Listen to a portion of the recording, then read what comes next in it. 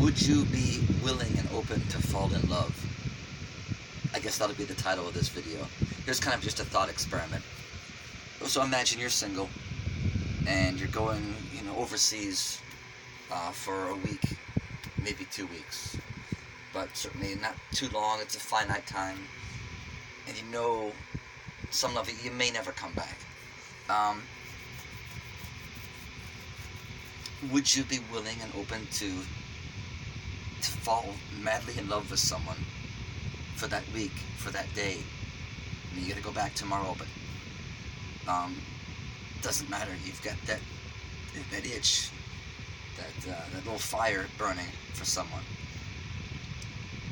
Would you be willing to invest those moments with that person, to love them as much as you could in that time, knowing that you're gonna have to go? You're not gonna be together the next day, the next week, and you may never see each other again. Maybe that's a hard thought experiment for them to really put themselves into, but I think most people would not be willing. In fact, even before they go, they might even tell themselves, do not fall in love. Don't take the chance, because the hurt is going to supersede the pleasure. Right? Think about it. And I think that's a shame. I did a video earlier about the dark thought, with that woman I was in love with. It's the darkness that kind of soured the time we had together. In my mind, the realization that death someday is going to come for one of us, and eventually both of us, but at some point we'll be separated through death. And that makes me almost not want to be here. I mean, I want to beat this thing, this thought. But that's separate. For me, I am 100%, at least conceptually, open. I want to fall in love, because again, for me, that doesn't last forever anyway.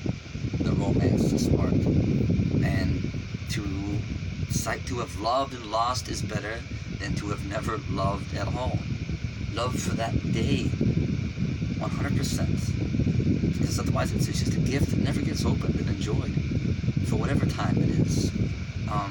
And I'll say this, in my travels, experiences, I've come to the understanding that the universe is perfect, and so take those gifts as they come for what they are. Don't wish it was different, but live this moment with that person in front of you 100%. There's just no other way to go. I think philosophically it makes sense, but very hard to live in real practical terms, I think, for a lot of us. But let's try and get there. Yeah, I mean, you learn from those experiences, and I just want to take this whole idea, the fear of love, and crush it. There's nothing to fear. To me, the pleasure and the experience far outweigh the pain of the separation. And who knows? Who knows what's gonna let life and the universe and love unfold just as it does. Maybe it'll work out, but don't be afraid. Don't close yourself off. Don't go to your grave with the regrets about what you didn't experience and didn't try and didn't say. That is the reality, I think, of the masses. They didn't speak up for themselves. They weren't authentic. They were afraid to take those chances. And a few years back, even most of my life, I realized that fear is my enemy. And my resolution is to just be less fearful. Just be myself, to speak up, to live. To whatever degree you're having and fear runs your life, you're not fully alive. And again, nor can you fully love someone if you're afraid someday they're going to leave, someday they're going to hurt you. You can't love them emotionally, nor can you give that love that they deserve. Because you're going to hold back, you're going to withhold, and you're not going to experience and drink.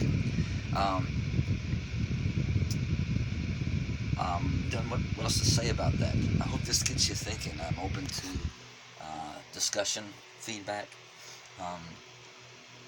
Yeah, and this doesn't really relate to my book so much. Well, it does, because my whole book is really about removing fear and confusion from relationships to love, 100%, but without this possessiveness, without marriage, without jealousy, confusion. So if this makes any sense to you, peel back through my other videos. I think you'll find some other ideas that might help you just have better relationships, less fear, more love. Wish you well. Bye.